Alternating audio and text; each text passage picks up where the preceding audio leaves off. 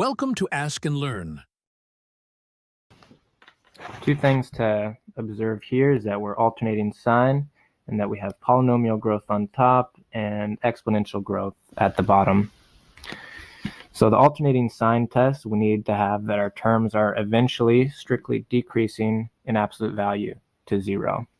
So they can't be oscillating and then approaching 0. They need to be strictly decreasing to 0 in absolute value. But since exponential growth is eventually going to be faster than polynomial growth, we will have eventually that the absolute value of the terms in consideration will be strictly decreasing to 0, which is what we want. So let me just write this down. Okay, so this is one of the things that we wanted to happen. We wanted for this limit to be 0. Okay, so that's important. And as we mentioned, it's also important that, these are all positive things, right? Because we're just looking at the absolute value of this. So we want the absolute value to be decreasing to 0, like we're accomplishing here. So if we get this to happen and we're alternating signs, then the alternating sign test gives us convergence.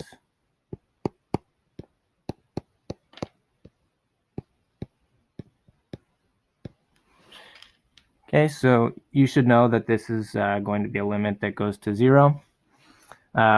Basically because, this is polynomial and this is exponential growth. But if you really want to be rigorous about it, you could always apply L'Hopital's rule. And then if you do the derivative, or if you do L'Hopital's rule 4 times, then the numerator is just going to turn into some constant. And then we'll still have something that blows up to infinity in the denominator when you apply L'Hopital 4 times, and then you'll see that this limit is indeed 0. But it should be intuitively obvious that exponential growth is faster enough that we're going to accomplish this limit being 0.